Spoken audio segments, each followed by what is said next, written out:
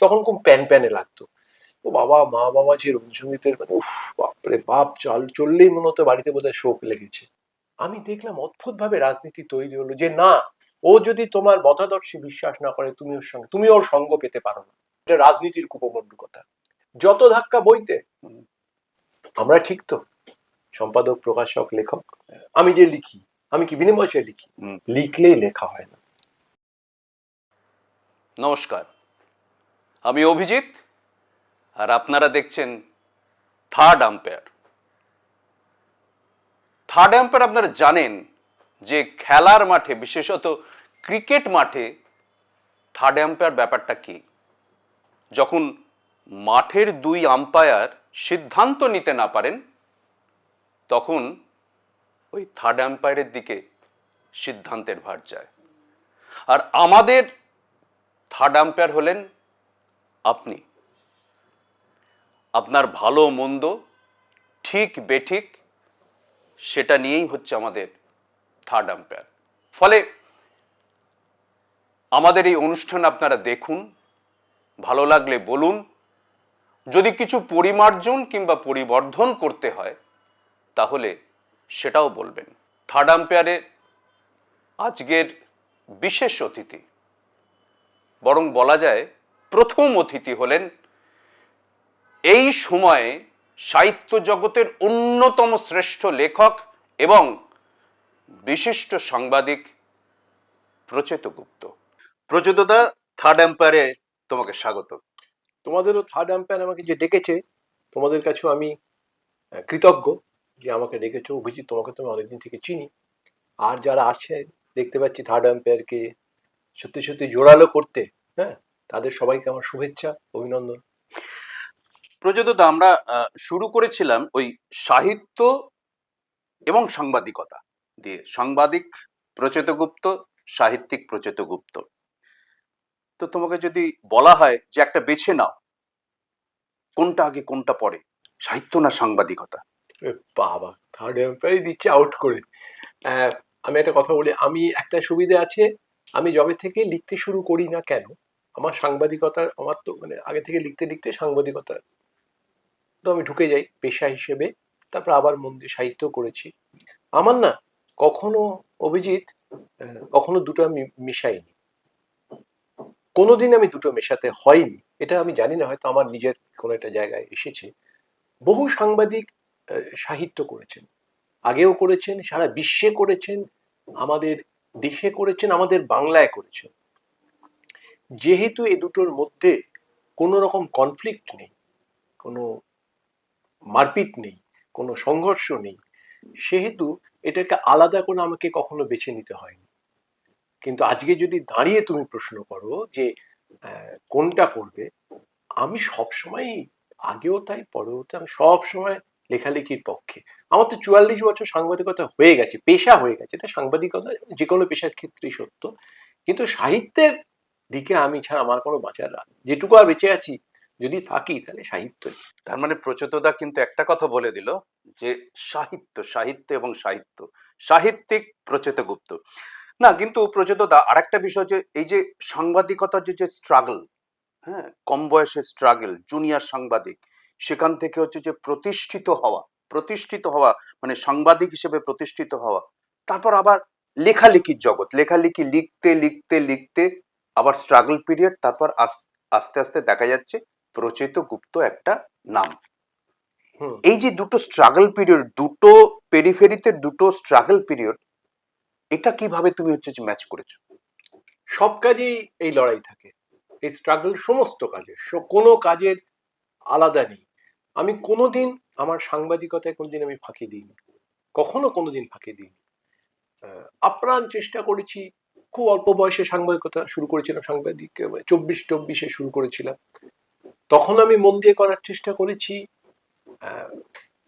এবং যখন আমি লিখতে শুরু করি, বা অনেক আগে থেকে লিখতে শুরু করি, কিন্তু যখন জোরদার লিখতে শুরু করি আমি, ওখানেও তো স্ট্রাগল আছে, ফেরত আসার স্ট্রাগল, লেখা না হওয়ার লড়াই, সংগ্রাম, দুঃখ, কষ্ট, ভেতরে একটা ছটফটানি, কিছু লিখতে পারছি না, সেটাও আমি খুব মানে একনিষ্ঠ ভাবে করেছি। আমি কোনোদিন, আমার এইটুকুই আছে যে দুটো কোনো কাজেই আমি দুটো লড়াইয়ের ক্ষেত্রেই আমি কখনো ফাঁকি দিইনি। ফাঁকি দিইনি বলে আমার সুবিধা হয়েছে, স্ট্রাগল আমি নানা রকম ভাবে মুখোমুখি হতে হয়েছে, জীবনের ক্ষেত্রে তো হতে হয়ই। আহ, যখন সাংবাদিকতা করতে করতে কাজ অভাব হয়েছে, কাজ চলে গেছে, এমনও জীবন আমি দেখেছি।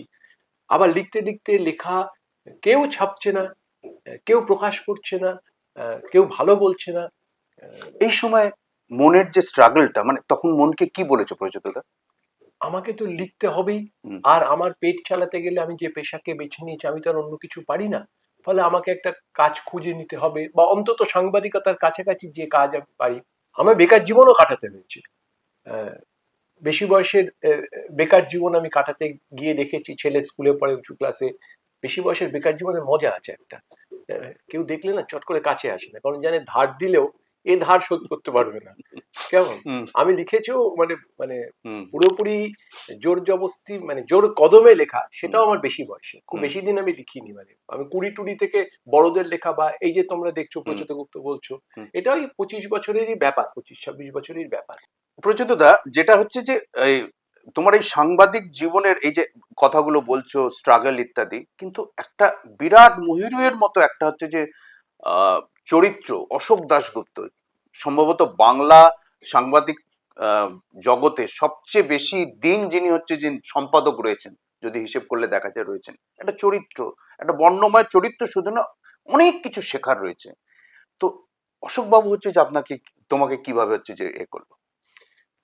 আমি প্রথম আহ, অন্য জায়গায় কাজ করেছি, কিন্তু আমি অশোকদার কথাই আসি।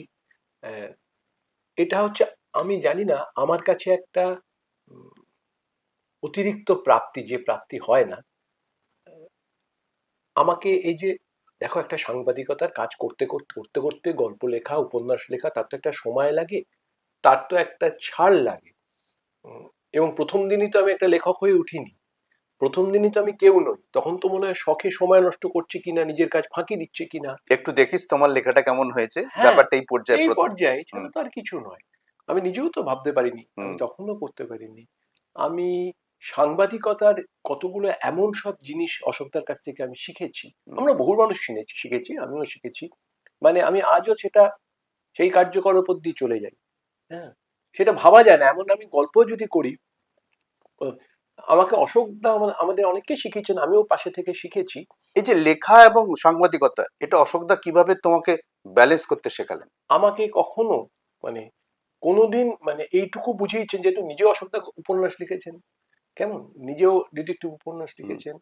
আহ, উনি আমাকে কখনো, মানে এই দুটো যেন একে অপরের ঘাড়ে না পড়ে, এটা অশোকদার কাছ থেকে আমি শিখেছি।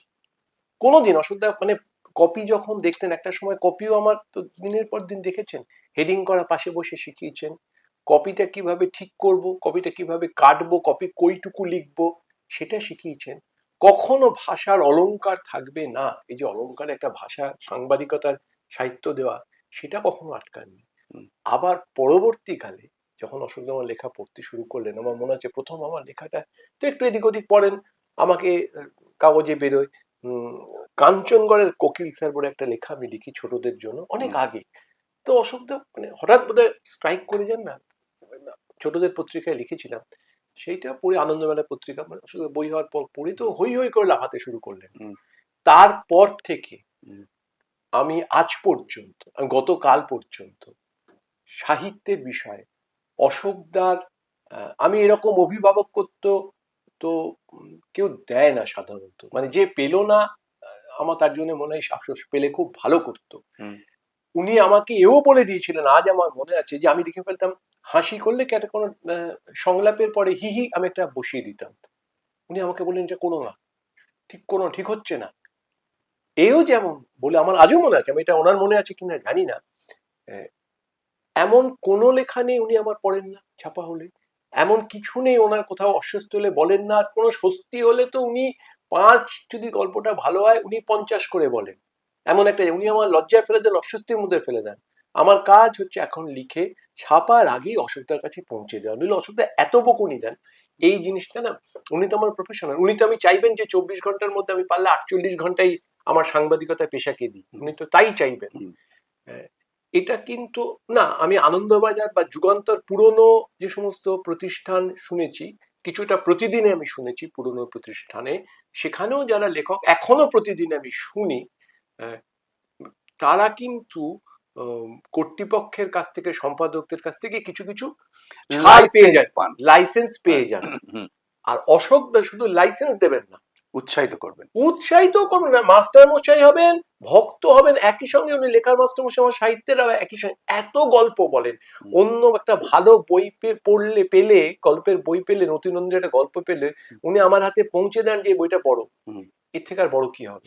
এই যে গল্পের কথা বলে, যে গল্প পড়ো, গল্প কথা বলেন, তুমি একটা যখন গল্প লিখছো, সেই চরিত্রগুলো কোথা থেকে আনো? একটা গল্প, এত সুন্দর একটা গল্প লিখছো, লিখতে গিয়ে চরিত্রগুলোকে কোথা থেকে আনো? দেখো অভিজিৎ, এটা তো এসে যায়, আনতে লাগে না। হুম, মানুষ দেখি, মানুষ সম্পর্কে ভাবি, সেগুলো কোনো একটা হয়তো অবচেতনে থেকে যায়। আজ তোমাকে দেখছি, আমার হয়তো অবচেতনে তুমি থেকে যাবে। হুম, আমার আরেকটা কাজ আছে সাংবাদিকতা এবং সাহিত্যকে আমি আগে প্রথমেই বললাম আমি কোনোদিন বিলোইনি। হুম, যে আমি একটা ঘটনা দেখলাম সেটা গিয়ে লিখে দিলাম, এটা খুব বেশি সাহিত্যের মধ্যে পড়বে না। ঘটনাটা আমার মধ্যে ঢুকে যদি, তারপর আমি লিখে দিলাম, তা ঠিক আছে, সেটা তো বটেই। ঘটনাকে ভেতরে ঢুকতে হবে, হুম, রসটাকে ভেতরে ঢুকতে হবে। ঘটনাটা থাকলো, ঘটনা তো আমাদের সামনে দেখানো, হুম, কেমন, তাই না? আহ, এইটা আমার হয়েছে, ফলে চরিত্র যে ওকে দেখলাম ওকে আমি লিখলাম তেমন না, ও তোমার অবচেতনে থেকে যায়। আমি যখন গল্পটা ভাবি, গল্পটা লিখতে শুরু করি একটা চরিত্র নিয়ে, যে কোনো চরিত্র, আমি একটা একেবারে সহজ করে বলছি, একজন মাস্টারমশাই, একটা উদাহরণ দিচ্ছি। একজন মাস্টারমশাই, স্কুলের মাস্টারমশাই, তিনি অঙ্কের মাস্টারমশাই। তিনি অঙ্কের মাস্টারমশাই কি চাইতেন, আমরা ছোটবেলায় দেখতাম হুম, যে অঙ্ক করা হবে, অঙ্ক হুম, করা কঠিন, হুম, তোমার পাটিগণিত শিখতে হবে, বেশি ছেলেরা বেশি নম্বর পেলে তিনি রেগে যেতেন, তার মানে সহজ হলো, হুম, অঙ্ককে এত সহজ যে তুমি ঠিক। 10-এ 10 পাবে। হুম, এরকম একজন মাস্টারমশাই, তিনি একদিন হঠাৎ টিচার্স এবং খুব খুশি হচ্ছেন, পরীক্ষার কাছে নম্বর কম, শূন্য না পেলে অঙ্ক কোনো বিষয়ই না, হুম, শূন্য পাচ্ছে, 2 পাচ্ছে, খুশি হচ্ছেন।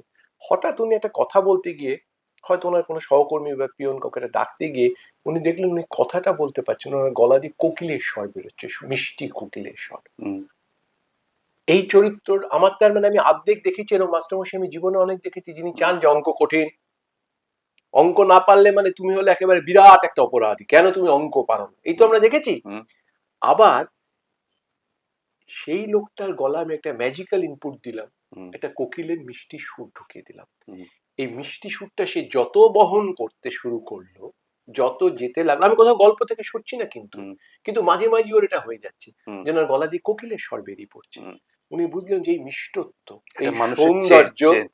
এইবারে বুঝলো এই যে মিষ্টত্ব সৌন্দর্যটা কিন্তু যদি ছোটদের মধ্যে অঙ্কের ভীতি থেকে বের করে আনতে পারে, হুম, ও নিজেই চেঞ্জ হতে শুরু করবে। হুম, তার মানে আমি একটা চরিত্র, তুমি বললে চরিত্র কোথায় পেয়েছি, একটা চরিত্র আমার নিজের দেখা, হুম। বহুদিন সবার দেখা। হ্যাঁ, এরকম মাস্টারমশাই ও বাবা, সকলের ছোটবেলা জীবনে অঙ্কে, আছে। এখন হয়তো বদলে গেছে, তখন হুম, ওর ওই বাপরে বাপ, অঙ্ক পারবি কি, অঙ্ক না পারাটাই তো বড় ব্যাপার, হুম, সেটা তাহলে অঙ্কের মতো অঙ্ক থেকে সহজ। হুম, তার মধ্যে কিন্তু আবার এই কবিতা এই কোকিলের ডাকটা ঢোকানোটা একটু, সেটা আমাকে কল্পনার মধ্যে আমাকে একদম। এসেছে আমার। হুম, ফলে আর বাকি সব চরিত্র আমি দেখি, কিছু অবচেতনে থাকে আর কিছু ঘটনার সঙ্গে মিলিয়েও কাজতে হয়, সে নিজেই আসে। দাদা, সাংবাদিকতা আর সাহিত্য নিয়ে যখন আমরা হচ্ছে যে তোমার এই দুটো সত্তা, এই দুটো সত্তার কোনোটাকেই আলাদা করা মুশকিল, কিন্তু আমার খুব জানতে ইচ্ছে করে, যে ধরা যাক একটা স্পেশাল স্টোরি আর একটা ঠাস বুননের গল্প, কোনটা তোমাকে বেশি আনন্দ দেয়?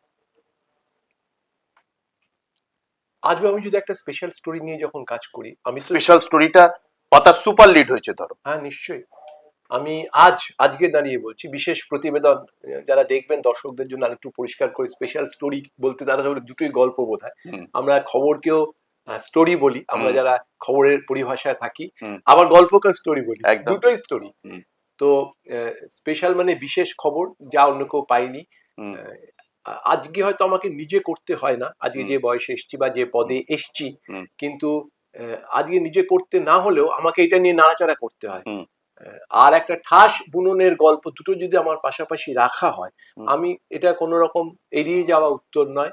আমি যে কাজের সময় বসবো, আমার যদি ওই কাজটা তখন গল্প লেখা হয়, আমি গল্পের সঙ্গেই থাকবো। হুম, আর ওই কাজটা যদি, ওই সময়টা যদি আমি বিশেষ খবরের জন্য হয়, আমাকে শত গল্প মাথায় এলো, আমার কিচ্ছু আমি বলবো, আমি ওটাতেই বসে না, থাকবো।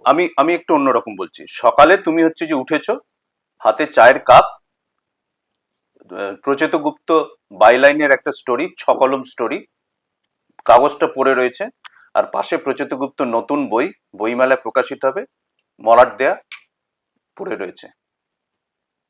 হুম। কোনটাকে তুমি কাছে টানবে আগে? কোনটা তোমার? একটাকেও টানবো না, হুম, একটাকেও আমি টানবো না। হুম, হ্যাঁ, কিন্তু ওটা যদি অভিজিৎ ঘোষের লেখা স্টোরি হয়, হুম, খবর হয়, হুম, বা অন্য কারোর হচ্ছে, কুণাল ঘোষের লেখা খবর হলো, হুম, বা আমার অফিসের বিপ্লব সরকারের লেখা খবর হলো, হুম, আমি আগে সব ফেলে ওটা পড়বো, হুম, যে কি খবরটা লিখেছে, কোথায় ফাঁক আছে দেখার জন্য।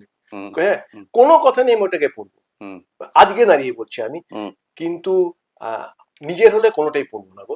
হুম, বইমেলায় বেরোনো বইও পড়বো না, বরঞ্চ ওটা পাঠিয়ে দেবো যে তোমরা পড়ো, অভিজিৎকে একটা ছবি পাঠাবো, অভিজিৎ হুম, একটা বই বেরোলো কিন্তু, হুম, আমার খবর হলে আমি পাঠাবো, দেখেছো তো কুণাল একটা খবর লিখেছে কিন্তু। হুম, মানে আমি কিন্তু নিজের মধ্যে কোনোটাই আমাকে টানবে না।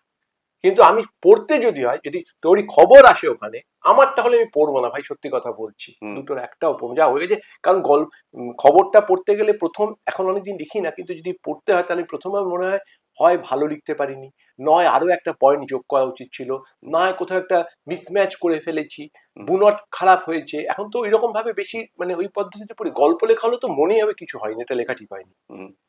বইটার লেখাটাই ঠিক হলো না। আবার তোমার গল্প থেকে ফিল্ম হচ্ছে চাঁদের বাড়ি, বালুকাবেলা.com। তুমি প্রথিতযশা, মানে পরিচালক তরুণ মজুমদার, তার সঙ্গে হচ্ছে মতামত দেওয়া নেওয়া, ছবি করা, স্ক্রিপ্ট করা, দেখছো বসে, এই যে আর একটা অভিজ্ঞতা দাদা, এটাও তো একটা তো বিরল অভিজ্ঞতা সেটা। ভীষণ ভীষণ ভয়ঙ্কর। ওই যেমন বললাম, এরকম কেউ পায় না যে হুম, সম্পাদক আমাকে বই পাঠিয়ে দিচ্ছেন, একটা ভালো গল্প পড়েছি তুমি দেখো, হুম, সম্পাদক পাঠিয়ে দিচ্ছেন এরকম। আমি জানি না, আমি আমি বললাম তো মদত অনেক শুনেছি, যেমন হয় না অশোক হুম, দাশগুপ্তর বেলায় বললাম, তেমনি তরুণ মজুমদারের বেলায় আমি বলছি। হুম, আমি ওনার সঙ্গে আমার দুটো ছবি, গল্প নিয়ে ছবি করেছেন, একটি হুম, গল্প তো চাঁদের বাড়ি, আরেকটা তো হুম, ভালোবাসার বাড়ি। হুম, এই চাঁদের বাড়ি করার সময় আমি ওনার সঙ্গে যেভাবে মিশেছি, হুম, এই অভিজ্ঞতা আমার কাছে একটা জীবনের এত বড় সম্পদ। উনি পরিচালক হিসেবে আমার কাছে সম্পদের ব্যাপার না, সে তো ছবিতে তার বিরাট প্রজন্মের পর হুম, প্রজন্ম আমরা দেখছি। উনি সাহিত্য এত ভালোবাসেন, এটা আমাকে মুগ্ধ করেছিল। উনি সাহিত্য এত ভালোবাসেন, আমার মানে আমাকে উনি ফোন করছেন, আমার গল্প পড়েছেন, আমার গল্পে চাঁদের বাড়িতে এক জায়গায় ছিল, বাড়ির যে পুত্রবধূ আর যিনি শাশুড়ি, হুম, তাদের মধ্যে একটা অদ্ভুত সম্পর্ক। আহ, শাশুড়ি পুত্রবধূর উপর সামনে বকাবকি বকাবকি করেন, হুম, কিন্তু ভেতরে খুব সফট। হুম, হলো, হুম, উনি আমায় ফোন করলে, তখন বর্ধমানে আছেন, হুম, কিন্তু আপনি করে বলতেন হুম, সবাইকে, ছোট সবাইকে বড় নির্বিশেষে। আপনি বলতেন। মানে এই যে আপনি এটা লিখেছেন, এটার মানে কি, আমি পড়েছি ঝামেলা, আনলাম যে না, মানে এরকমই সম্পর্ক, হুম, হয়তো পরিবারের মধ্যে এরকম হতে পারে, মানুষের মনে হচ্ছে মানে এটা আপনি মুখে লিখে দিয়ে খালাস, এবার আমি এটা মানুষকে বোঝাবো কি করে। হুম, হুম, উনি সাহিত্যের কোন জায়গায়, মানব মনের কোন জায়গায়, সম্পর্কের কোন জায়গায়, এবং চলচ্চিত্র ভাষার কোন জায়গায় ঢুকতে হবে জানতেন। হুম, এইটা আমি কার কাছ থেকে শুনবো আর। রাইট। এটা বোঝানো খুব মুশকিল। সেটা তো উনি নিজের মতো করে ভেবে নিলেন, বলে আমি একটু হুম, ছাড় নিচ্ছি, কিন্তু এইটা আমার কাছে একটা বিরল অভিজ্ঞতা। পড়াশুনো করে কিভাবে করতে হয় একটা ছবি, এটা আমি মানে বলছি, আমি বহুবার লিখেছি, আরো কোনোদিন সুযোগ পেলে আরো লিখবো, আরো বলবো। হুম, আমার কাছে বিরল। আমি তো এইসব সঙ্গ, অনেক সঙ্গ জীবনে পেয়েছি, পেয়েছো।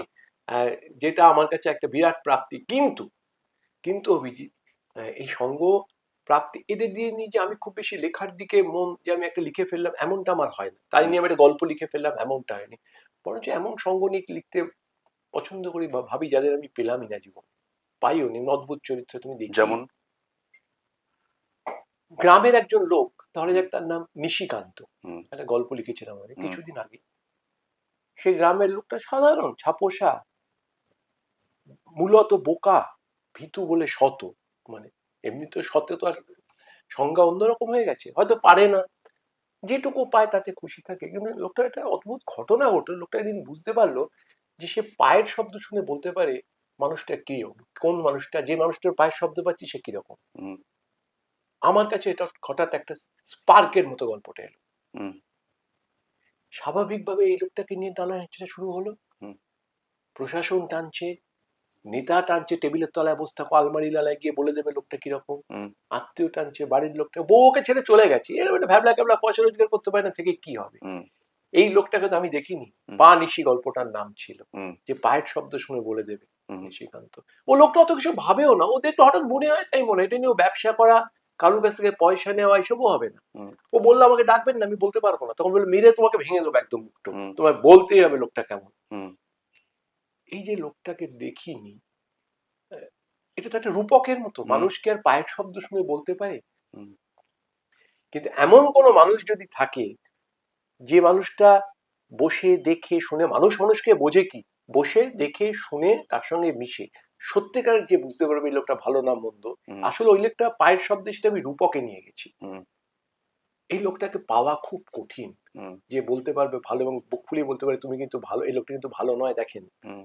এবং আরেকজন সেটা শুনে বিশ্বাস করবে। এটা তো দেখা যায় না, এই লোকটাকে পাওয়ার জন্য খুব ছটফট করি আমরা, হুম। তাই তো? আর মানুষ কিন্তু এই সমস্ত চরিত্রকে বেশ পছন্দও করেন, অদ্ভুত। জানি না করেন কিনা, অদ্ভুত লিখে আনন্দ পাওয়া যায়। একটা বিষয় যে ছাত্র রাজনীতি একসময় তুমি রীতিমতো হচ্ছে যে শক্ত হাতে করেছিলে। এটা আমার একটা নিজস্ব ব্যক্তিগত জিজ্ঞাসা যে ছাত্র রাজনীতি করার কারণে কি অনেকটা দিক খুলে গেছিল? পড়াশোনা, মানুষের সঙ্গে মেশা এবং গল্পের প্রচুর কিছু অনু এগুলো উপাদান উপাদানগুলো হচ্ছে যে সেখানে হচ্ছে ঢুকে গিয়েছে। এটা কি তোমার মনে হয়? এক, আমি, হ্যাঁ, ছাত্র রাজনীতি করেছি, বামপন্থী ছাত্র রাজনীতি করেছি ছাত্র অবস্থায়, অনেকে অনেক পন্থী রাজনীতি করেছে। আমি যেরকম ভাবে রাজনীতি করতাম তার বিরুদ্ধে রাজনীতি ছিল, বামের অন্য বাম ছিল, নানা রকম তখন আমি যে সময় রাজনীতি করতাম। তাছাড়া বামের ছাড়া অন্যান্য তো জাতীয়তাবাদী রাজনীতি করেছেন। দুটো বিষয় বলি, এই রাজনীতি করতে গিয়ে আমি মনে করি জীবনে একবার রাজনীতি করা উচিত কোনো না কোনো ভাবে, নইলে জীবন সম্পূর্ণ মানে হয় না। যে কোনো একটা যুবক বা হচ্ছে যে স্কুল থেকে ভীষণ কলেজে যাচ্ছে রাজনীতি করা জীবনে উচিত। এক পরিষ্কার রাজনীতি, ওই অফিস পলিটিক্স না, রাজনীতি যে রাজনীতি হোক। রাজনীতি হুম। যেটা আপাময় মানুষের মঙ্গলের কথা ভাবে, হুম। ভেবে কি করলো পরের কথা, সমস্ত কথা, যার তত্ত্ব থাকবে, যার ভাবনা থাকবে, যার অর্থনীতির বিকাশ থাকবে, এটা যে কোনো কাজে। তিনি যদি পরে চিকিৎসক হন তাহলেও তার থাকা উচিত, যিনি ইঞ্জিনিয়ার হন, প্রফেসর হন, হিসাব রক্ষক হন, অভিনেতা হন, সবারই মনের মধ্যে একটা ভাব থাকা উচিত। রাজনীতি না হলে আমার মত, আমাকে নিশ্চয়ই যারা শুনছেন তারাও মার্জনা করবেন, তোমরা যারা শুনছো তোমরা অন্যভাবে নিও না, আমার এটা মত ভাই, যে রাজনীতি না করলে এটা অসম্পূর্ণ থেকে যায়। একটা মানুষের হচ্ছে রাজনৈতিক একটা হচ্ছে যে সত্তা থাকা ব্যাকগ্রাউন্ড দরকার, থাকা দরকার। নিশ্চয়ই একটা কোথাও থাকা দরকার। এটা এটা মানুষটাকে বোধহয় হচ্ছে যে পরিপক্ক করে। নিশ্চয়ই আমি মনে করি আমি যদি রাজনীতির সচেতন না থাকতাম, আমি যদি রাজনীতি না করতাম, আমি এত লেখা লিখতে পারতাম না। এটা খুব কোথাও বলিনি, এখানে আমি বললাম, আমি এত রকমের লেখা, এত ভাবনার লেখা আমার কাছে আসতো না। আমি আজও একটা লেখা লিখতে বসে, অভিজিৎ, এই প্রশ্ন তোমাকেই, এখানেও তোমাকেই প্রথম বলছি, আমি কিন্তু ভাবি যাদের নিয়ে আমি লিখছি না, যে চরিত্রগুলো লিখছি বা যে আমার প্রোটাগনিস্ট, বা এ করে কি, খায় কি করে, উপার্জনটা কি, এ কি চোর না ডাকাত, না ভিক্ষুক, না সন্ন্যাসী, না বড় পেশাদার, এটা আমি ভেবে তারপর ব্যাকগ্রাউন্ড চরিত্র শুরু করি। আমি মনে করি ওপর ওপর আমি ভাবলাম না, নাকি বেকার, এই নাহলে আমার গল্পটা হবেই না, আগে আমি জেনে রাখি সে কি করলো। আমি তার রাজনৈতিক চেতনা নিয়ে ঢুকছি না, এটা ভাবি কেন, আমি রাজনীতি করেছি বলেই ভাবি। আমি রাজনীতি এখনো তার, আমি এটা আমার এটার প্রতি আগ্রহ আছে বলেই আমি বুঝি, এই বিষয়টা আছে বলেই বুঝি। আমি পরবর্তীকালে, পরে তো রাজনীতি থেকে একেবারেই বিচ্ছিন্ন হয়ে গেছি, নানা কারণে নানাভাবে, বড় বড় কারণে বিচ্ছিন্ন হয়ে গেছি। সব থেকে তার বড় কারণ, আমি যে রাজনীতি করতে গিয়েছিলাম, আমি দেখেছিলাম সেখানে যেমন প্রচুর ভালো আমার সঙ্গী পেয়েছিলাম, কেমন, আবার আমার রাজনীতি যে করে না, আমার মতাদর্শ যে মানে না, তার বাইরেও প্রচুর ভালো সঙ্গী পেয়েছিলাম। একদম ঠিক। এটা আমি তোমার এখানে প্রশ্নের আমি বলা উচিত কিনা জানি না, না, যদি নিশ্চয়ই। অনুমতি দাও তাহলে বলছি। অবশ্যই। কারণ এগুলো সবই কিন্তু আমার কাছ থেকে লেখার মধ্যে দিয়ে, বহু বহু আমার ঝিল লেখার কন্যা, আমি প্রতিদিনে যখন আমি ধারাবাহিক, এইসব অনেক কিছু আছে। আমরা তো অজানা কথা শুনবো বলেই প্রচোদদার সঙ্গে বসেছি। এবং তার বাইরে, অর্থাৎ মতাদর্শের বাইরে, তুমি আমার মতাদর্শ মানো না, এটা আমি ছাত্রাবস্থায় দেখতে শুরু করলাম। এবার মতাদর্শ, অথচ তোমাকে আমি ভালোবাসি, তোমার মতাদর্শ আমি নাও মানতে পারি, তুমি আমার না হতে পারো পথের সাথী, না হতে পারো কমরেড, না হতে পারো, কিন্তু তোমাকে তো আমি ভালোবাসতে পারি, তোমার তো আরো অনেক কিছু আছে। আমি দেখলাম অদ্ভুত ভাবে রাজনীতি তৈরি হলো, যে না, ও যদি তোমার মতাদর্শে বিশ্বাস না করে তুমি ওর সঙ্গ পেতে পারো না। এই আমার প্রথম আপত্তি ডগমা। জীবনে শুরু হলো। এটা আমার আপত্তি জীবনে হুম, শুরু হলো। হুম। এটা আমি যার সঙ্গে কলেজে বলে ফেলবে খবর, অবশ্যই, কোনো অসুবিধা শ্রেণী নির্বাচনে দাঁড়িয়ে পরাজিত হচ্ছি, হুম কেমন ওই কলেজ নির্বাচনে দাঁড়াচ্ছি ওই এবং class representative representative CR. CR hmm, প্রতিনিধি দাঁড়াচ্ছে, হুম, পরাজিত হচ্ছে, পরাজিত হওয়ারই কথা, হুম, সেই সমর্থনও নেই। হুম, আহ, সেই আমার গলায় গলায় বন্ধু, হুম, তাকে আমি ভীষণ ভালোবাসি, আজও তার সঙ্গে আমার বন্ধুত্ব। হুম, এইটা পার্টি মেনে নিতে পারছিল না, হুম, বা মেনে না, এখনো হয় এরকম দেখে আমি খুব আশ্চর্য হয়ে যায়, অবাক হয়ে যায়। হুম। আহ, আমার সেই কারণে তো সৈফুদ্দিন চৌধুরীকে মানে কার্যত আমি নামে যাব না, কারণ হ্যাঁ, আমি তো রাজনীতি বুঝি না। হুম, আমি আমার আমি এটা আমার গল্প উপন্যাসে হুম, খুব ভাবে এফেক্ট করেছে। হুম, অপর পক্ষেও তাই দেখেছি, হুম, অপর পক্ষেও তাই হুম। দেখেছি, যে ও আমি বামপন্থায় বিশ্বাস করি না, ও বামপন্থায় বিশ্বাস করে, ওর সঙ্গে মিশবো না, ওর সঙ্গে মিশছো কেন? এটাকে কি দাদা তুমি বামপন্থীদের কুপমণ্ডুকতা বলবে? শুধু বামপন্থীদের বলবো না, এটা হচ্ছে যে এখন বামপন্থীর উল্টোপন্থী যারা ডানপন্থী তাদেরও এটা রাজনীতির কুপমণ্ডুকতা, এটা রাজনীতির কুপমণ্ডুকতা। একজন সাহিত্যিক, একজন শিল্পী, একজন সৃজনশীল মানুষ এই কুপমণ্ডুকতার মধ্যে থাকা খুব কঠিন হয়ে পড়ে। আমাকে চোখ কান খুলে সব দেখতে হয়েছে। আমি তারপরে বহু লেখা লিখেছি, এই ধরনের ভালো জিনিস দুপক্ষে, আমি তো বারবার বলছি, ভাগ্যিস আমি এই রাজনীতি করেছিলাম, আমি বামপন্থী রাজনীতি করেছিলাম। আমি আমাকে জীবনে লেখালেখির, অন্য জীবনের কথা আমি বাদ দিচ্ছি, আমাকে মানুষ চেনা, লেখালেখির ক্ষেত্রে আমাকে অনেক মুক্ত করেছে, আমাকে অনেক গভীরে নিয়ে গেছে, আমাকে অনেক ভাবতে শিখিয়েছে, আমাকে বুঝতে শিখিয়েছে এই লোকটা যে কথা তুমি লিখতে বসেছো, এই খায় কি করে ভাই, সে ধনী হলেও বলতে হবে। আবার যে রাজনীতি করেনি, ডানপন্থী রাজনীতি করেছে, কেমন, তাকেও তো একই জিনিস শিখিয়েছে। সেও ঠিক যখন লিখতে এসেছে, সেও যখন আঁকতে এসছে, সেও যখন গাইতে এসছে, ছবি পরিচালনা করতে এসছে, একই জিনিস। তারাশঙ্কর বন্দ্যোপাধ্যায়, তিনি তো আর বামপন্থী রাজনীতি, তার হুম, বিরাট বড় একটা জীবন উনি করেছিলেন একসময়, তারপরে যে বেরিয়ে গিয়ে বিরাট বড় একটা জীবন স্বাধীনতা, এই জাতীয়তাবাদী রাজনীতির সঙ্গে যুক্ত ছিলেন। একদম তাহলে তারাশঙ্কর বন্দ্যোপাধ্যায় কে? ঠিক। আবার মানিক বন্দ্যোপাধ্যায়। মানিক বন্দ্যোপাধ্যায়কে সরে যেতে হয়েছে, একে আমাদের সলিল চৌধুরীকে গান আঁকার জন্য সরে যেত, এটা অনেক কিছু হয়েছে, হুম, দেবব্রত বিশ্বাস কিছু। সরে যাওয়া, থেকে যাওয়া, এই কুপমণ্ডকতাটা হচ্ছে রাজনীতির, উল্টো দিকেও থাকে, হুম, এদিকেও থাকে। যেহেতু আমি আহ, ডানপন্থী, আহ, ওই বামপন্থী মার্ক্সবাদী, এরা কি, এদের মানবো না, মানে এই মানুষটাই খারাপ, এটা এটা হতে পারে না, এটা হতে পারে না, এখন গোটা বিশ্বই তার বলছে যেগুলো হতে পারে না, কেমন। আর এটা আমাকে, আমি এত কথা বলছি কারণ একটা রাজনীতিবিদও নই, আমি রাজনীতি করিও না, আমার কিছু ব্যাপারও নেই ভাই।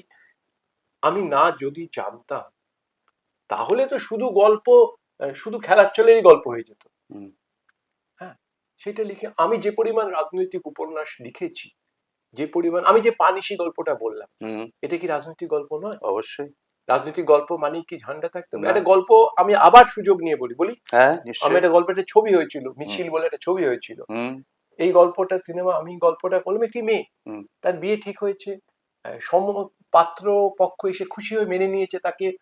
এবারে উম, সে সব ঠিকঠাক হয়ে গেছে, অফিসে চাকরি করে, হুম, মেয়ে তরুণী, অফিসে চাকরি করে, খেটে পরিশ্রম করে।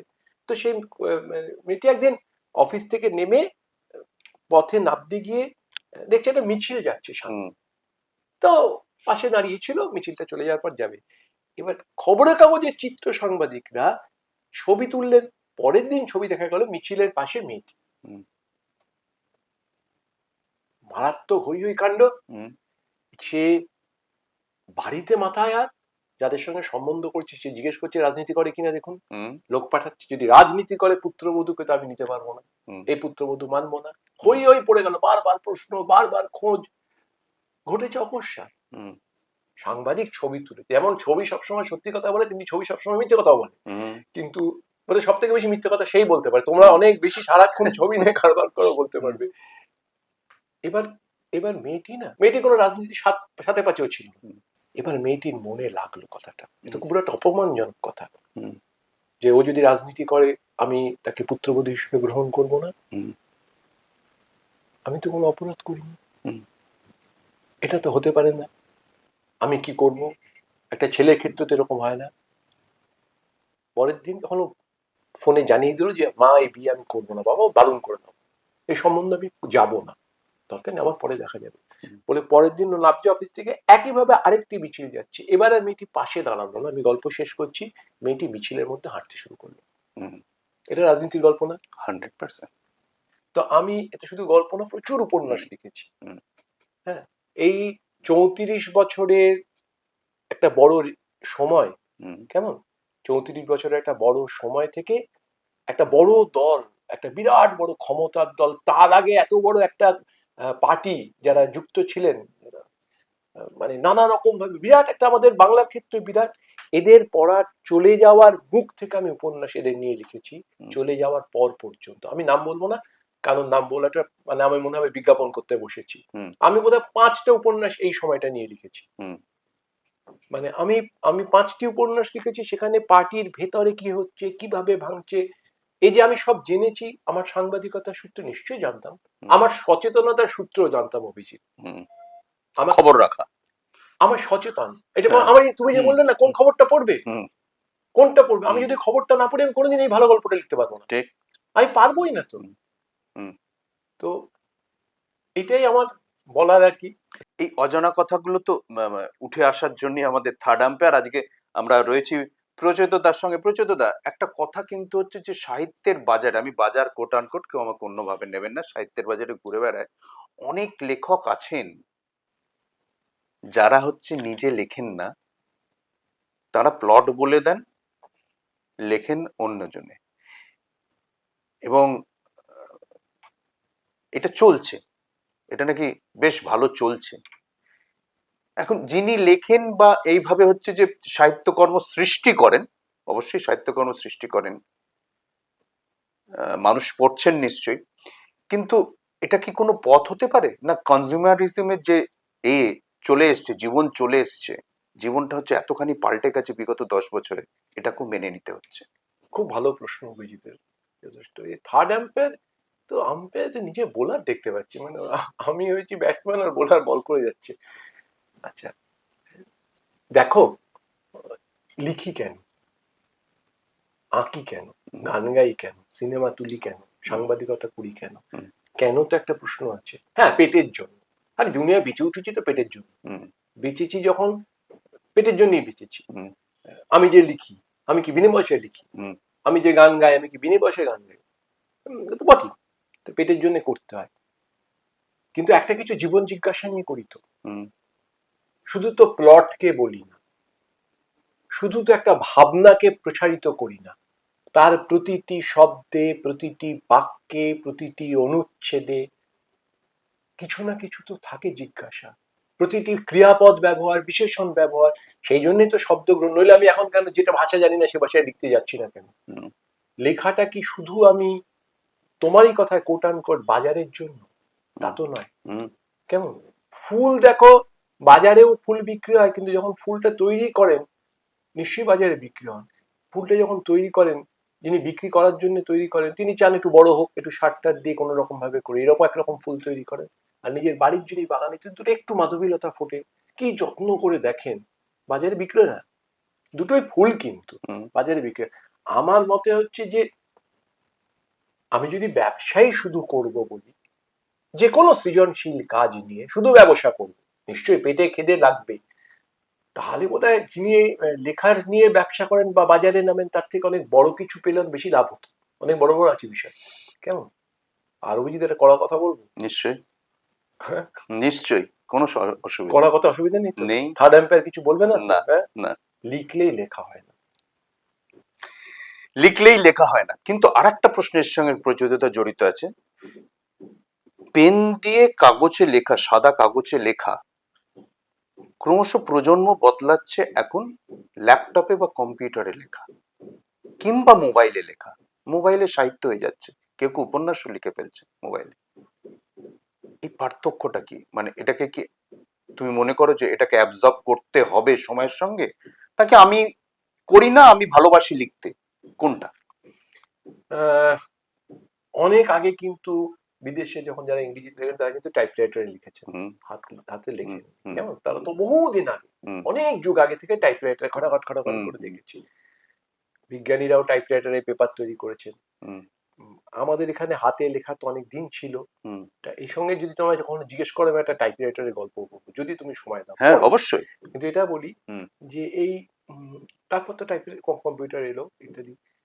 এটা কিছু করার নেই, এটা প্রযুক্তি। হুম, কেমন, আমি তো কম্পিউটার ছাড়া লিখতে পারি না এখন, আমি হাতে লিখতেই পারি না। যে হুম, আমি হাতে এক সময় মানে পাগলের মতো লিখতে হুম, পারতাম, দ্রুততম লেখকদের একজন ছিলাম। হুম, সাংবাদিকতায় যে যারা দ্রুত লিখতে পারেন, দুম করে ঝাঁটাঝাট লিখে, আমি তার মধ্যে একজন ছিলাম। হুম, এইটুকু আমার কিছু গুণ ছিল।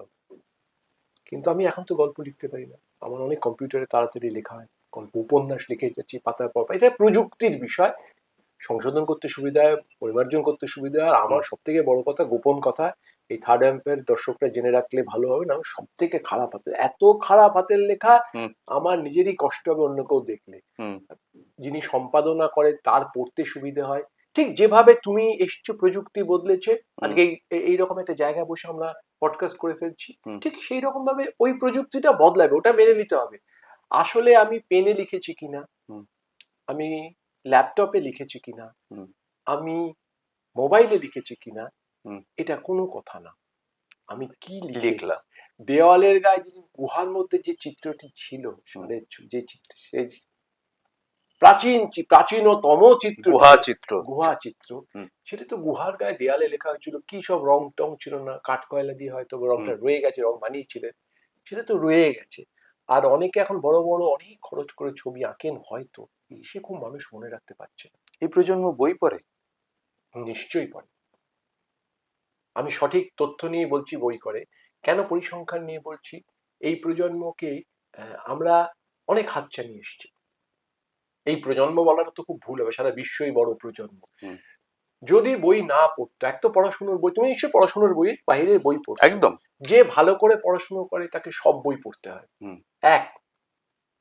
আর যে সব বই পড়ে, সেটাই তার ভালো পড়াশুনো হয়। হুম, আমি বহু ছেলে মেয়ে দেখেছি, কোনো এটার মধ্যে কোনো বানানো নেই, যে তারা কিন্তু আজও বইয়ের প্রতি খুব উৎসাহী। আমি যে স্কুলে পড়তাম, আমি যে ক্লাসে পড়তাম, 40, 42, 45 জন ছেলে মিলে একটা সেকশন, ছোট ছোট ছিল। প্রাচীন আমলের হয়তো কথা হবে, কজন পড়তো, 5 জন 6 জন, খুব বেশি কখনো বই পড়েনি, খুব বেশি লোক গল্প পড়েনি, আরো কম লোক লেখার চেষ্টা করেছে, আরো কম লোক গাওয়ার চেষ্টা করেছে, আরো কম লোক ছবি আঁকতো, একজন হয়তো ক্লাসে ভালো ছবি আঁকে। এটা ভেবে লাভ নেই, অনেকে করবে। বই পড়ার অনেক হাতছানি বেড়েছে। কেমন, আহ, নানা রকম, আর বলছি না, তার ব্যাখ্যা তো সবই হুম, জানো। আহ, এটা অনেক বেড়েছে ঠিক, আগে হয়তো হাতছানি কম ছিল, কিন্তু আগে যখন হাতছানি ছিল না, যিনি পড়তেন না তিনি হয়তো রোয়াকে বসে আড্ডা দিতেন। সেই প্রজন্ম। আহ, যিনি পড়তেন না, যিনি পড়তেন, ধরা যাক বলেন তিনি এখন সিরিয়াল দেখেন, এই সিরিয়াল যে দেখেন, ওটাও কিন্তু আমি মনে করি এক ধরনের পড়া। হুম, তুমি হাতে বই না দিয়ে পড়ছো, তুমি ওখানে একটা গল্প পড়ছো, কিন্তু পদ্ধতি তো বদলেছে, অডিও বুক এসছে, ভিজুয়াল বুক এসছে। আজকে তো পডকাস্ট, এই যে সাক্ষাৎকার, এইটা তোমাকে আমি বলি, এই যে সাক্ষাৎকার, আগেকার দিনে হলে, আজ থেকে 30 বছর 40 বছর আগে হলে কি হতো, তুমি একটি পত্রিকা থেকে আমার কাছে আসতে, বা আমি একটি পত্রিকা থেকে তোমার কাছে যেতাম, কাগজে বড় করে সাক্ষাৎকার লিখতাম, এটাও তো একটা সাক্ষাৎকার। হুম, এই যে আমার শুনছেন দর্শকরা, তা এরাও তো শুনছেন, এটাও তো একটা সাক্ষাৎকার। একদম। পড়ে না, এই কথাটা তাহলে এত বই তৈরি হতো না, হতোই না এত বই তৈরি, ঠিক। সারা বিশ্বে এত এক একটা এত বিষয় বই তৈরি হতো না, হুম, আমাদের বাংলায় এত প্রকাশক তৈরি হতো না। হুম, এটা আমার মনে হয় ঠিক না। আমি এখনো দেখেছি অনেকে পড়ে, তরুণ প্রজন্মকে দেখেছি, বাচ্চা বাচ্চা ছেলে মেয়েকে দেখেছি পড়ে। কমবে তো বটেই, ডিজিটাল মনোসংযোগটাই তো কমে গেছে। কমে গেছে। আরেকটা কি বেড়ে গেছে জানো, হুম, আমার, আমি কি করে আরো উপার্জন করব, একটা গল্পের বই পড়ে আমি তো কিছু উপার্জন করতে, মা বকবে যে কি রে পড়ার মধ্যে, আগে তো আমরা পড়ার গল্পের নিচে গল্পের বই থাকতো। আমরা পড়ে ফেলতাম, তাই তো, হ্যাঁ, এটা আগে। ডিটেকটিভ বই থাকতো। কিন্তু না পড়লে জীবনই শেষ। হুম, কেন ডিটেকটিভ পড়তাম, হুম, এক তো বাবা এরম ভাবে অপরাধীকে ধরা যাবে, এই হুম, লোকটা আমার হিরো, হুম, কেমন, তাই তো, হুম, এই ব্যাপারটাই তো, এখন এই লোকটা আমার হিরো যে লোকটার পয়সা আছে শুধু, হুম, যে মানুষটা বিরাট ধনী সেই যদি আমার হিরো, এরকম যদি আমরা সবাই মিলে ছোটদের সামনে এই প্রজেকশন দিই, হুম, তাহলে তো গন্ডগোলের বিষয় হবে, তাই না? সেটা তাদেরও দোষ নেই, প্রজন্ম উল্টা আমাদের দিকেও রয়েছে। হ্যাঁ নিশ্চয়ই। একদম আমি তো বলি কোনো ছোটরা এই প্রজন্ম বই পড়ে, আমরা বড়রা সেই প্রজন্মকে কি করি? তুমি শেখাতে আমার বই পড়ো না, আমি কি এমন লিখেছি তুমি আমার বই পড়বে? হুম, ছোটরা কি এত বোকা হে? হুম, আমি কি ঠিকমতো লিখতে পারি? আমি একটি অনুষ্ঠানে বলে ফেলেছি হুম, যে কই ডিজিটাল ব্যবস্থা এসে তো আমার খেলার মাঠে যাওয়ার উৎসাহ কমাতে পারেনি। হুম, এত মোবাইল, ল্যাপটপ, ওটিটি প্ল্যাটফর্মের সিনেমা, এত তোমার কি বলে মল ইত্যাদি এসছে, কই আমাকে তো এই দেখতে আপত্তি করেনি। আমি তো ছোট ছোট রেস্টুরেন্টে গিয়ে পাড়ায় পাড়ায় কাফে রেস্টুরেন্ট হচ্ছে, খেতে বারণ করিনি। কেউ কেউ বলেছে যে না যাবো নাকি? ফেসবুক করি বাড়িতে বসে? পারেনি তো। হলে নাটক হচ্ছে, তুমি তো শীতটা দেখছোই, হুম, মফস্বলে হলে যাচ্ছে, দেবশঙ্কর নাটক করছেন, এক একজন নাটক করছেন, হল উপচে প্রাপ্ত পড়ছে। বসুর হলে উপচে পড়া ভিড় আমি দেখেছি। হুম, কই কেউ বলতে পারছে না আমি দেখতে যাবো না, আমার নাটক আমার ভালো লাগছে না, আমি এখন বাড়িতে বসে ওটিটি দেখবো? তাহলে হল উপচে কি করে? যত ধাক্কা বইতে। হুম, আমরা ঠিক তো, সম্পাদক, প্রকাশক, লেখক, হুম, তাহলে তোমার দোষ। আর ওরা করলে ওদের দোষ। কই খেলাকে তো আমরা নড়াতে পারলাম না? পারলাম? ঠিক। কেউ পেরেছে? ফেসবুক পেরেছে? কোনো ডিজিটাল মাধ্যম পেরেছে? খেলার প্রতি তোমার একটু আকর্ষণ কমেছে? কি করে হলো? তাহলে আমাদের কেন আকর্ষণ কমবে? আমাদেরও দেখতে হবে। গভীরে যাও, আরো গভীরে। একদম গভীরে যাও। একটা একটা বেটেখাটো ছোটখাটো আলমারির নাকি হচ্ছে তোমার জীবনে ব্যাপক প্রভাব আছে। হ্যাঁ, আমার জীবনে না, আমার লেখালেখির জীবনে। হ্যাঁ, কিন্তু এইটা আমার বলে যে লেখালেখি সবাই বলে অনুপ্রেরণা কি, কতজন কতজনের নাম বলেন। হ্যাঁ, আমাকে আমাদের আসলে আমাদের বাড়িতে যেহেতু আমার বাড়ি এটা মানে সবাই প্রচুর পড়াশোনা, আমি ছাড়া একদম। বাদ দিয়ে। কেমন হুম, মানে আমার বাড়িতে এই তো এখানেই সব বলে ফেলছি, এখানে না, না। নতুন কথা কি হুম, বলবো জানি না। হ্যাঁ, মানে আমি বোধহয় ডিগ্রিগত ভাবে আমার বাড়িতে আমি সব থেকে কম। কম আমার ডিগ্রি কম। সেও আমার কারণ আছে, সে হ্যাঁ, ডিগ্রির কারণের পিছনে এই ধারণা নাম ছিল। বেরোনো সত্য হচ্ছে যে তুমি হচ্ছে যে পড়তে যাচ্ছ। কি করে নাম বেরোবে না, নাম বেরোবে না মাস্টার্সে, হ্যাঁ, যাতে না বেরোয়। হ্যাঁ, আপ্রাণ আমি আমার কিন্তু ভাইকে যেমন নাম ভাই, বেরিয়ে গেছে। নাম বেরিয়ে গেছে, সে কেলেঙ্কারি কাণ্ড। মানে চেষ্টা করেও খারাপ ছেলে হতে পারোনি মানে তুমি। আমি খারাপই ছিলাম। তো অনেক বই, হুম, বাবা মা দুজনেই হুম, অধ্যাপক অধ্যাপিকা, বাংলা সাহিত্যের লোক, হুম, যেরকম হয় প্রচুর বই, প্রচুর আলমারি ইত্যাদি প্রভৃতি যা হয়। তারপরও আহ, সেগুলো বেশি একাডেমিক্স বই, হুম। প্রবন্ধের বই, যেহেতু বাবা মা দুজনেই। আর একটা অন্য বইও চলছিল, বাড়িতে একটা বামপন্থী রাজনীতির একটা হ্যাঁ, ঘরানা বাড়িতে ছিল। খুব রাজনীতি ছিল, অন্য ধরনের তাদের হ্যাঁ, প্রবন্ধ, তাদের হুম, খুব রুশ বই তখন প্রচন্ড হ্যাঁ, আসতো। তো একদিন দেখি একটা ওই ঠেলাতে, তখন তো এসব বেরোয়নি, হুম, একটা আলমারি, আমাদের বাড়ির আলমারিগুলো খুব ইন্টারেস্টিং ছিল। হুম, আমার মা বড়নগরের পুরনো বাড়ির ওইখান থেকে অকশানে নিয়ে এসেছিলেন হুম, আলমারিটা। এরকম করে খুলে ঢুকিয়ে ফেলা যেত, জানো তো? হুম, মানে খাপগুলো এরকম করে খুলে এরকম করে লাগিয়ে দেওয়া যেত। আচ্ছা, খুব সুন্দর ছিল হ্যাঁ, আলমারিগুলো। হুম, তাও দেখি একটা আলমারি নড়তে নড়তে চড়তে চড়তে আসছে, কপাটোলা কাঁচের আলমারি। আমি বললাম, আবার আলমারি? তা মা বললো যে এই আলমারিটা তোমাদের তিন ভাই, আমার হুম, দাদা কুশল গুপ্ত, আমার ভাই পুষ্কর গুপ্ত, আর আমি পুষ্কর আর আমি জমজ ছিলাম। হুম, এই বই আলমারিতে তোমাদের পড়াশুনোর বাইরে সব বই থাকবে। হুম, ছোটদের যে কোনো আলমারি হতে পারে, হুম, আমাদের তখন যে জ্ঞান ছিল না, হুম, শুধু তোমাদের বই থাকবে। এমন কিছু না, ছোট সাইজের। হুম, এটা একটা আমাদের কাছে না, এই আলমারিটা একটা যেন প্রাণ পেয়ে গেল। হুম, মানে যত না, আমি বলছি না, বিরাট বইয়ের আকাঙ্ক্ষায় পেলো, আর সব পত্রিকা রাখা হতো, যদি পড়তে ভালোবাসতাম। হুম, বই মানে উপচে পড়লো আলমারি, হুম, ওই ছোট্ট বেটেখাটো আলমারিটা। হুম, এবং আমি পড়ে পড়ে ভাবতাম, আহ, অভিজিৎ, ভাবতাম যে এখানে এরা এত বই লিখেছে, তাহলে আমি কেন পারবো না? কি এমন আছে লেখা? একটা চাঁদের পাহাড় লিখতে কি লাগে? হুম, একটা টম সয়ার লিখতে কি লাগে? একটা হাকলবেরি ফিন লিখতে কি লাগে? কি এমন ব্যাপার হুম, যে আমি আঙ্কেল টম স্কিমিল লিখতে পারবো না? হুম, কেমন আমি একটা টেনে ঘনদা পারলাম না? এটা আমি জানতাম খুব সহজ, কিছু কাগজ আর পেন থাকলে লিখে ফেলা যায়। হুম, কেমন হুম, লেখা এমন কিছু কঠিন কাজ না। হুম, ওই আলমারিটাই আমাকে বলতে হবে। এই আলমারিটা এমন ছিল, গরমকালেও আমার বন্ধুরা না, এই যে এখন বলছো না প্রজন্ম, হুম, গায়ে চাদর গায়ে দিয়ে আসতো হুম, আমাদের বন্ধুরা, ওই আলমারি থেকে বই নিয়ে নিত। বই- গরমকালে চাদর মানেও বই নিতে এসছে। হুম, কেমন আমি বললাম তালা দিয়ে দিই, তালা দিলামও। বাবা খুব বকলেন, হুম, বললো বই কেউ পড়তে চেয়েছে তার জন্য তালা দিচ্ছ? হুম, এরকম কেউ করে? তোমরা লিখে রাখো কাগজে। হুম, তো যাকে, সেটা অন্য প্রসঙ্গ। তাই আজও আমি আজ পর্যন্ত কেউ আমার বাড়িতে গেছে এই বইটা নেবো পড়বো, আমি কোনোদিন বলিনি হুম, নেবেন না পড়বেন না, হুম। নেবার কখনো কোনদিন বলি না। আরেকটা বিষয়ে যে দেখো, প্রত্যেকটা যে কোনো বাঙালি এবং সাহিত্যিক তো হলে তো অবশ্যই যারা লেখালেখি করেন তাদের ক্ষেত্রে আরো বেশি করে রবীন্দ্রনাথের প্রভাব কিন্তু এড়িয়ে যাওয়া মুশকিল। এবং আমি এটা জানি আষ্টে পৃষ্ঠে প্রচেত গুপ্তকে জড়িয়ে রয়েছেন রবীন্দ্রনাথ। রবীন্দ্রনাথ যদি ওই ওই নরবরে আলমারি, এবং আলমারি তো ঠিক না, আলমারির বই দিয়ে শুরুটা যদি ওটা হয়, আর একটা প্রেরণা কি রবীন্দ্রনাথ। মানে প্রচেত গুপ্তকে যদি আমরা এইভাবে ডিফাইন করি একবারে শেষের দিকে এসে, যে একদিকে ওই নরবরে আলমারি বই, একদিকে হচ্ছে ছাত্র রাজনীতি, আর এদিকে হচ্ছে রবীন্দ্রনাথ, এই তিনের মিশ্রণে কি প্রচেত গুপ্তকে ব্যাখ্যা করতে পারবো? এ বাবা, আমাকে তো ব্যাখ্যা করাই উচিত নয়, এত কিছু তোমরা করছো। তোমার অনেক ধন্যবাদ, কিন্তু এটা একটা অদ্ভুত ব্যাখ্যা নিশ্চয়ই। হয়তো যারা বেরিয়ে আসার পরে এই ব্যাখ্যাটা দেখা যায়। কিন্তু রবীন্দ্রনাথ যত বয়স হচ্ছে, আমাদের সকলেরই হচ্ছে, যত বয়স হচ্ছে বা যত মনটা পরিণত হচ্ছে, ও জায়গা থেকে বেরোনোর কোনো পথ নেই। কেমন, আমার যত গল্পে, আমি আবার বলছি, নাম বলতে চাই না, অনেক গল্প, আমার যত গল্প রবীন্দ্রনাথের গানের শিরোনাম দুটো দিয়ে, নাম বলো না, কি যায় আসে, মানুষ পড়ছেন তোমার বই। চরণ চিহ্ন দিয়ে যাও, হুম তবু মনে রেখো, হুম এ তো দুটো বললাম, আমি হুম অজস্র, অদ্ভুত অদ্ভুত। হুম কেমন, উম, দেখো সখা ভুল করে ভালোবেসো না, হুম কেমন, হুম বা আমি যে পরিমাণ গান ব্যবহার করেছি, হুম আহ, এই নিয়ে প্রবন্ধ লিখেছেন এমন আছে যে আমার গানে রবীন্দ্রনাথের হুম ব্যবহার, রবীন্দ্রনাথ যেহেতু উনি লিখেছেন, আমি তার কাছে কৃতজ্ঞ, ধন্যবাদ। কারণ আমি এড়াতে পারি না, আমার পক্ষে এড়ানো সম্ভব নয়। প্রতিদিন একই গান, একই কবিতা, একই গল্প, এমনকি একই ছবি আমার কাছে নতুন নতুন ভাবে আসে। আজ যেরকম ভাবে ভাবি, কাল একদম অন্যরকম ভাবে ভাবি, আর চকিতে লাগে।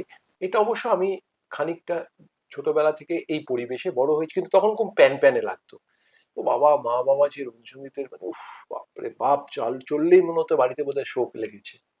কেমন, যা সত্য তাই বলতে হবে, একদম বুঝতেও পারতাম না। আমি আমার তরুণ বয়স অব্দি আমি এসব বুঝতেও পারতাম না, জানতাম না, অত ভাবতামও না। আরেক আস্তে আস্তে খুব ব্যান্ড সঙ্গীতের আমি ভালোবাসার লোক, এখনো হুম খুব আধুনিক, মানে বাংলা গান তার ভালোবাসার লোক, এগুলো ছিল।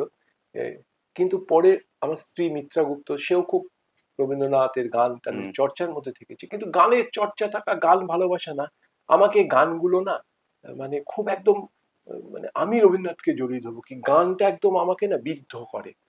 আমি আমি কখনো মনে হয় এই, মানে এটা খুব ভালো আছি, কখনো মনে হয় খুব যন্ত্রণা পেলাম, এটা থেকে আমি এড়িয়ে পালিয়ে যাবো জীবনানন্দ দাশের কবিতারই মতো। হ্যাঁ, আমি তারে পারি না এড়াতে, সে আমার হাত রাখে হাতে। আমি যোগ্য নই, রবীন্দ্রনাথের গানের অনেক বড় বড় ব্যাখ্যাকার আছেন, আছেন, অত হয়তো বুঝতেও পারি না, অত তো ব্যাখ্যা বুঝতে পারি না, কিন্তু বেরোতে পারি না। এবং আমি প্রচুর ব্যবহার করি, অনেক ব্যবহার করেছি, ভর্তি ব্যবহার করেছি, সুযোগ পেলেই ব্যবহার করে ফেলি। হুম। আহ, ফলে ওকে তো জানি না, আমি কালকে লিখতে বসলে আর কি রকম হবে, এড়ানো সম্ভব নয়, কোনোভাবে সম্ভব নয়। রবীন্দ্রনাথ আছেন একদম ভেতরে। আজকে আমাদের অতিথি ছিলেন, থার্ড আম্পায়ারের অতিথি ছিলেন সাহিত্যিক সাংবাদিক প্রচেত গুপ্ত। আজকে অনেক কথা, অনেক না বলা কথা, অনেক অজানা কথা আমাদের এই থার্ড আম্পায়ারে উঠে এলো। আমাদের প্রথম অতিথি প্রচেত গুপ্তকে অনেক অনেক ধন্যবাদ। আপনারা দেখতে থাকুন থার্ড আম্পায়ার, ভালো থাকুন, দেখতে থাকুন। থার্ড এম্পায়ারকেও আমার এবং অভিজিৎ, তোমাদের সকলকে আমার অনেক অনেক ধন্যবাদ। দর্শকদের অনেক শুভেচ্ছা। আপনারা অবশ্যই, শুধু আমার এই থার্ড এম্পায়ারের প্রথম শুরু হচ্ছে, এটা আমার একটা বিরাট বড় সৌভাগ্যের বিষয়। আপনারা পরের থার্ড এম্পায়ার গুলো দেখতে থাকবেন নিশ্চয়ই। ধন্যবাদ।